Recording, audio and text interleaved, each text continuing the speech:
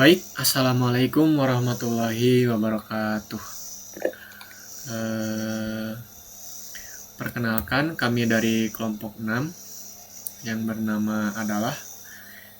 Di sini kita akan mempresentasikan materi tentang studi kasus aplikasi pengelolaan data donasi dari mata kuliah praktikum basis data. Sebelum ke materi, kita akan perkenalan terlebih dahulu nih. Yang pertama, saya sendiri, yaitu Ega Mahendra dengan NPM 2430457. Di sini job desk saya sebagai programmer. Lanjut ke teman saya selanjutnya. Perkenalkan, nama saya Derania Safra Zaina dengan NPM 24 30438 dengan job desk data collector.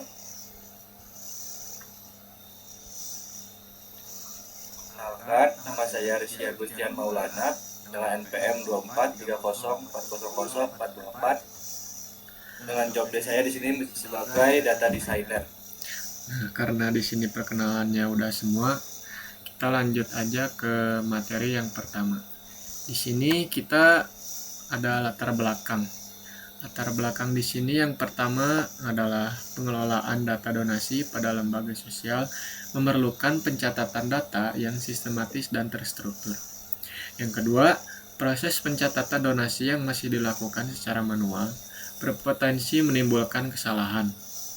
Selanjutnya, ada perancangan basis data menjadi solusi untuk meningkatkan efisiensi dan akurasi pengelolaan data. Lanjut ke slide selanjutnya. Nah, di sini ada kakas atau alat apa sih yang kita gunakan di studi kasus kali ini?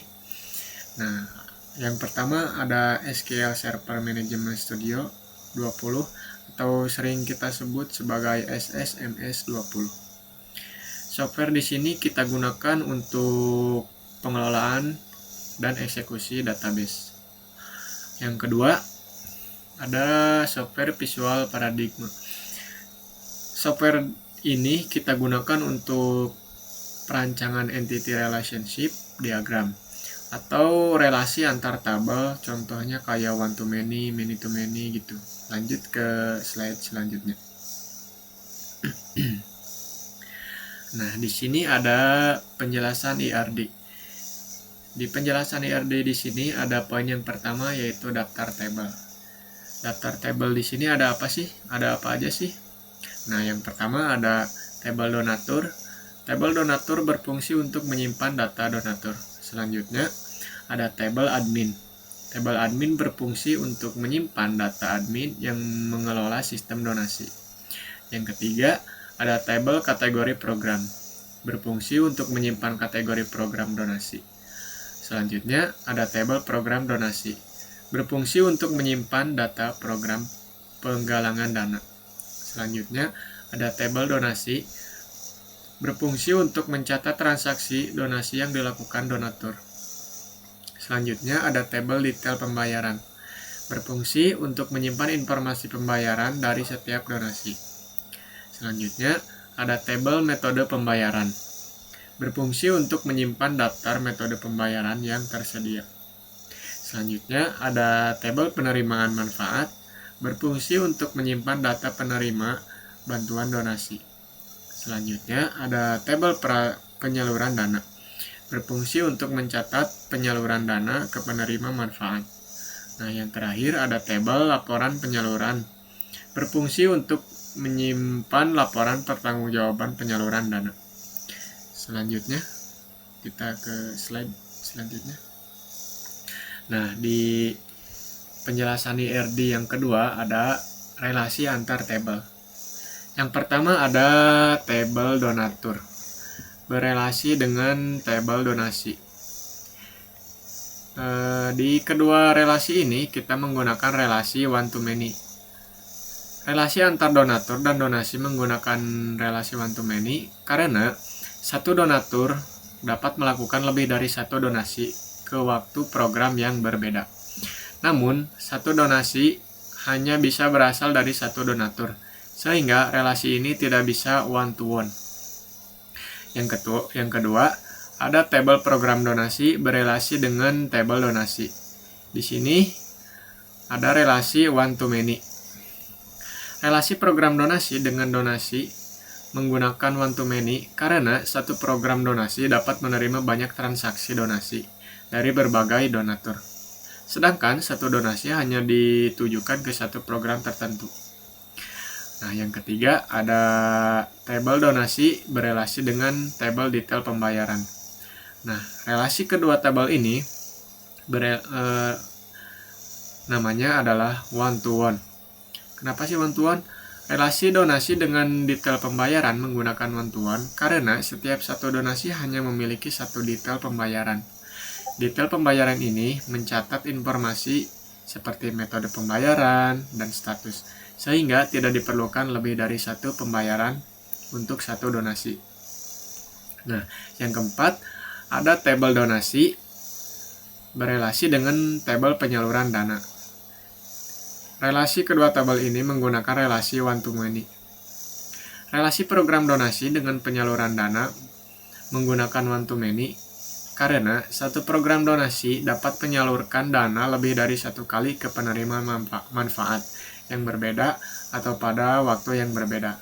Namun, satu data penyaluran hanya berasal dari satu program. Nah, yang kelima, ada tabel penerimaan manfaat berelasi dengan tabel penyaluran dana. Relasi kedua tabel ini menggunakan relasi one to many.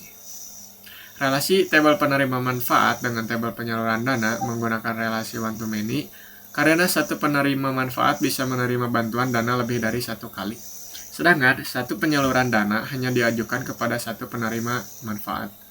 Nah, yang 6 dan terakhir ada tabel admin yang berelasi dengan tabel laporan penyaluran. Nah, relasi kedua tabel ini menggunakan relasi one to many. Relasi admin dengan laporan penyaluran menggunakan relasi one to many karena satu admin dapat membuat banyak laporan penyaluran dana, namun satu laporan hanya dibuat oleh satu admin. Baik, lanjut ke slide selanjutnya.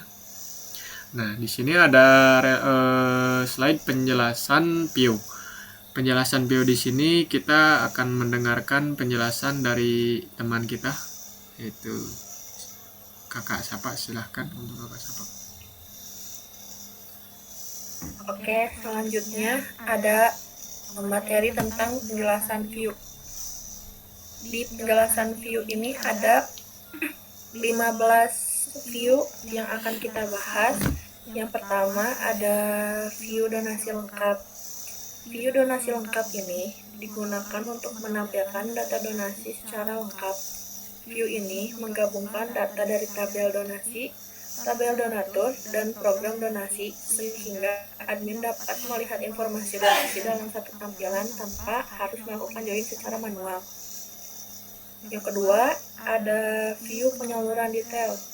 View ini berfungsi untuk menampilkan data penyaluran dana. Admin dapat mengetahui dana dari program tertentu disalurkan ke penerima manfaat mana beserta jumlahnya. Yang ketiga, ada view pembayaran detail. View pembayaran detail ini digunakan untuk melihat detail pembayaran dari setiap donasi. Informasi yang ditampilkan meliputi donasi, metode pembayaran, dan status pembayaran sehingga memudahkan proses monitoring. Yang keempat, ada view program kategori. View program kategori ini berfungsi untuk menampilkan data program donasi beserta kategorinya. Dengan view ini, admin dapat melihat pengelompokan program donasi secara lebih jelas. Yang kelima, ada view laporan admin. View laporan admin ini digunakan untuk menampilkan laporan penyaluran dana yang dibuat oleh admin. View ini membantu admin dalam melakukan pelaporan dan pertanggungjawaban penyaluran dana. Yang keenam, ada view semua donatur. View semua donatur ini berfungsi untuk menampilkan data seluruh admin yang terdaftar oleh sistem. Tujuannya agar pengelolaan akun admin menjadi lebih terstruktur. Selanjutnya ada view semua admin. View semua admin semua admin digunakan untuk menampilkan data seluruh admin yang terdaftar di sistem. Tujuannya agar pengelolaan akun admin menjadi lebih terstruktur. Selanjutnya ada view program aktif. View program aktif ini berfungsi untuk menampilkan program donasi yang masih aktif. Dengan view ini, admin dapat memantau program mana saja yang masih jalan. Selanjutnya ada view metode bayar. View metode bayar digunakan untuk menampilkan daftar metode pembayaran yang tersedia. View ini membantu memastikan metode pembayaran yang digunakan sesuai dengan data sistem. Selanjutnya ada view semua penerima. View semua penerima ini berfungsi untuk menampilkan seluruh data penerima manfaat. Admin dapat dengan mudah melihat data pihak yang menerima bantuan donasi. Selanjutnya ada view total donasi program. View ini digunakan untuk menampilkan total donasi yang terkumpul pada setiap program donasi. View ini berguna untuk melihat capaian dana dari masing-masing program. Selanjutnya ada view rata donasi program. View rata donasi program ini berfungsi untuk menampilkan rata-rata donasi pada setiap program. Data ini digunakan sebagai statistik untuk analisis donasi. Yang selanjutnya ada view total penyaluran program. View dengan total penyaluran program ini berfungsi untuk menampilkan total dana yang telah disalurkan pada setiap program. Nah, dengan view ini, admin dapat membandingkan dana terkumpul dan dana yang sudah disalurkan. View yang terakhir ini ada view donasi bulanan. View ini berfungsi untuk menampilkan statistik donasi berdasarkan periode bulanan. View ini membantu admin dalam melihat perkembangan donasi dari waktu ke waktu. Selanjutnya ada penjelasan prosedur yang akan dijelaskan oleh rekan saya, Rizky Agustian. Terima kasih. Jadi saya akan menjelaskan tentang penjelasan dari prosedur. Yang pertama ada prosedur tambah donasi. Prosedur ini digunakan untuk menambahkan data donasi baru ke dalam sistem. Prosedur ini menerima input berupa ID donatur, ID program, dan jumlah donasi, kemudian data disimpan ke tabel donasi dengan status awal pending. Yang kedua ada prosedur update status donasi. Prosedur ini berfungsi untuk mengubah status donasi, dan prosedur ini menerima ID donasi dan status baru. Misalnya dari pending menjadi selesai sesuai dengan proses yang terjadi. Yang ketiga ada prosedur cari donasi donatur. Prosedur ini digunakan untuk menampilkan riwayat donasi dan donatur tertentu.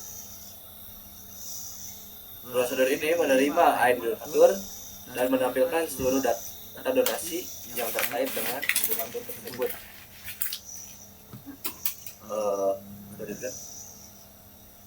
Kemudian ada penjelasan dari trigger. Yang pertama ada trigger auto update donasi. Trigger ini berfungsi untuk memberikan notifikasi ketika status donasi berubah menjadi selesai. Trigger ini aktif setelah menjadi proses update data donasi dan memastikan sistem merespon perubahan status secara otomatis. Yang kedua ada trigger cek jumlah donasi. Trigger cek jumlah donasi berfungsi untuk mencegah penyimpanan donasi dengan jumlah 0 atau kurang. Trigger ini aktif sebelum data donasi disimpan, dan jika jumlah donasi tidak valid, maka proses insert akan dibatalkan.